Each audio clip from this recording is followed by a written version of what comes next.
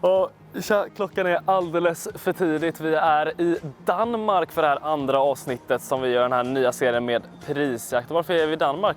Jo, för att vi ska snacka med ingen mindre än PIMP som precis varit på gymmet. Yo man. Hey man, how you doing? I'm doing good, how you doing? I'm good. Early in the morning, but Yeah. gotta do it.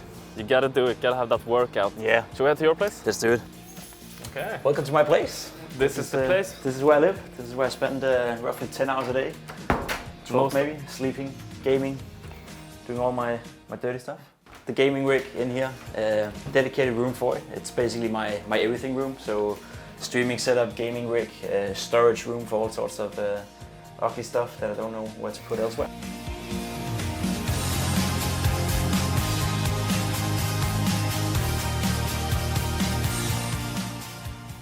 It's pretty clean.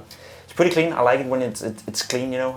Could have another monitor, could have, you know, all sorts of weird stuff, but I like it when it's like simplistic and it doesn't stress me out in that sense, you know. It's easy. I push the turn on button and then basically more or less everything is working. That's not a BenQ.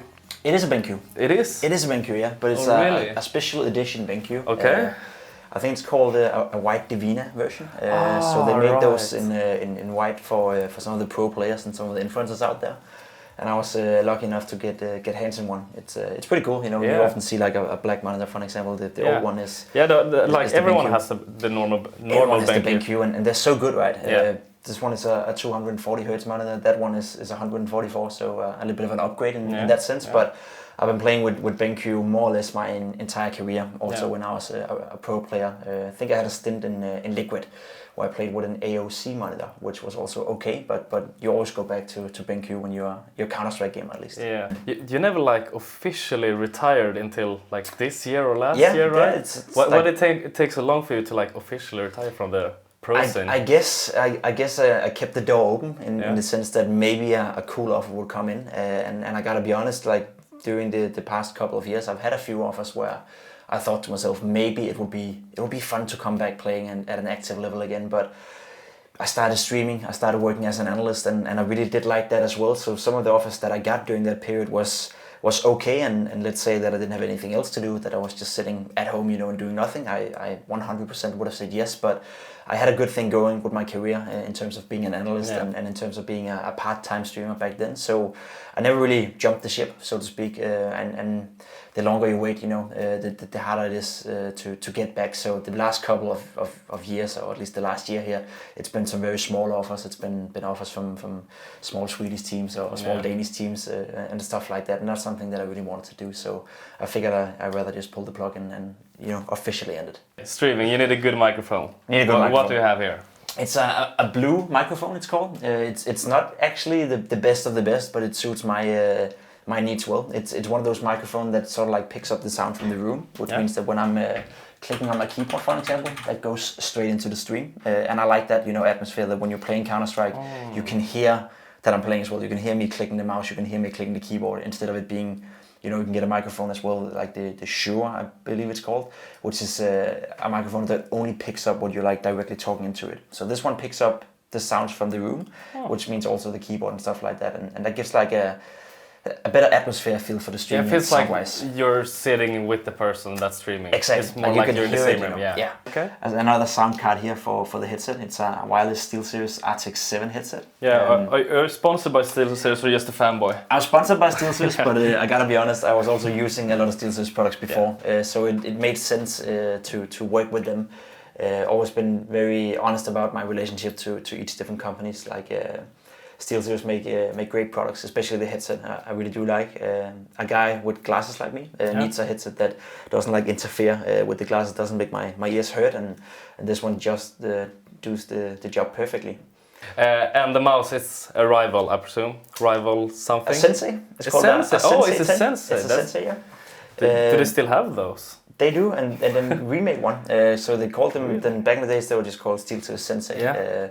A mouse that I played with 2 years, I think, of my active pro career as well, so I'm very familiar with the product. Then a couple of years ago, I believe they made a newer version with a new sensor called Sensei 10, and that's the version you see right here. It's like it's a mouse that fits both hands. So for example, if you're right hand, it fits, and if you're left hand, it fits. Obviously, I don't ever use my left hand to game, but it for me that's a nice thing. I don't like the shapes of mice that like sort of like forms after your right arm.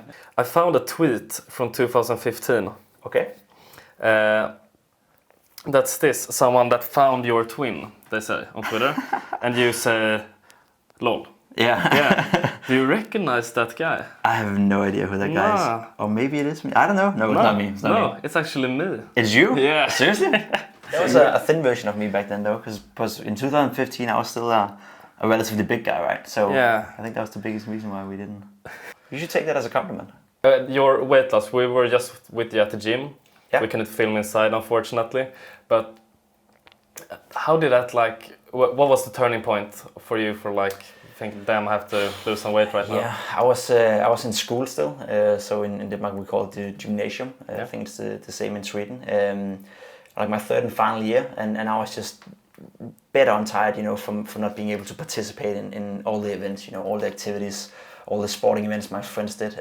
Always been a big fan of football. I'm a massive fan of cycling, and been following that closely even when I was a big guy. And I wanted to participate myself, right? I wanted to be actively playing football myself. I wanted to actively cycling myself, and it just got enough. So I guess I really got off to a good start. And as soon as you could see the kilos go down, it became very motivating to like weigh yourself every third day, every fourth day, and just see that every single time you did jump on the scale, it went down. And I ended up losing 60 kilos in a year, and that was like a turning point in my life. Yeah, that's pretty insane. Yeah, that's a big difference, let's put it that way. You know? It's more or less, you know, the entirety of you, maybe. With a little bit just something like that. Yeah. Back then, when I was playing tournaments as well, I couldn't go through a long tournament day without like drinking 3, 4, 5 monsters maybe during the day, which is of course is not healthy for your system. It's like an up and down all the time. Today I'm more or less filled with natural energy, as I say, right? It just comes to me. I have a very good shape right now as well when it comes to fitness wise. Trying to build up the shape of my life, sort of. Have some goals in terms of running a marathon and doing a half marathon in a record time and all that kind of stuff. Did a PR in a 5 kilometer run. I did it in 18 minutes and 6 seconds a few weeks ago. So really trying to build up more energy and I try to transfer that energy into the stream, right? So when I'm streaming, I don't do like these long 7-8 hours of streaming straight. I would rather do 4 or 5 hours with full energy, with full, you know, focus sort of, and then, you know, rest afterwards and then do it again the day after. That's sort of like my mantra. Rather quality over quantity when it comes to streaming. Touching the rest, and there we go. That's the trick, Reddit! That's the trick! And it worked! Keyboard is to me a very important thing. Why? I don't know, but I think everyone, you know, in the age of like 12, 13, 14 years old, they get obsessed with the fact that whatever you like, you hit your keys, it actually, you know, it says a loud sound. So that's why I went with red keys, and I've been playing with that my entire career and also do it now. And 10 kilos, no numpad. Yes, basically to make it more simple, right? For a Counter-Strike gamer, you don't really need it, and it's not like I'm an accountant sitting and doing all the invoices here, stuff like that. I use my laptop for that. So the less it basically fills on the table, the better. The more minimalistic, the better. Mouse pads, you know, I would like them to be as big as possible, to have as much, you know, freedom of move as much as I want. English. Whereas for the keyboard, the less that fills, the better, you know. So the more I can move around and the more free, I guess, I feel. I'm looking forward to, as everyone else, I guess, to we are over this Corona situation. You know, we can get back inside the arenas, we can get back out there playing LAN events, and I hope that I still have a place as an analyst. Of course, it's harder for me now to get all the jobs offered that I did before. In the sense that I used to say yes to everything. I had 230 travel days last year, which is a ridiculous amount spending on a hotel. But I don't want to go back to that level of doing analysis. But like having one event a month or one event every third or every second month, you know, doing the Dream Hacks, which was some of the first events that I ever did. Working with ESL for their big events, for the majors, for the Katowices, for the Colognes. That's something I still want to do. But I gotta be honest that this streaming thing is still growing on me. Been doing this for 7-8 months now, full time. Basically started when Corona broke out and went full time. Had a period where I streamed 50 days in a row. Nothing else to do in the Corona days anyway, right? So it was a rough period, but I don't think I've reached my potential yet when it comes to streaming. So the plan is to continue with full-time focusing on the streaming, creating content for the next couple of years, and then hopefully I'm a better place by then than I am now. Okay, so that's the setup. Do you have anything you want to add to it, or anything else in your life that you want to? Definitely want to add a new gaming chair, and I think if I had to upgrade something, maybe a new secondary monitor. The one I have now from BenQ is an old one, so going in and buying a new 240Hz BenQ monitor is definitely on the cards. I would like to try out a new mouse as well from SteelSeries. The SteelSeries Rival is a mouse that I have tried out before. It's not like it's one of those right-hand fitted mouses, which I have not been too comfortable with in the past, but a lot of people is talking a lot of good stuff about it, so probably buy a BenQ and a new mouse. Okay, thank you very much. Yeah, you're welcome. Yeah. You guys are done now? Yeah. Cool, then get the hell out of here, man. Ja, behöver inte vara så otrevlig. Ja, det där var PIMP i alla fall. Vad kul att vara här lite i Danmark. Hoppas ni tyckte om det här avsnittet. Nästa avsnitt kommer vi åka tillbaka till Stockholm och hälsa på Slope. Missa inte det. Ha det fint.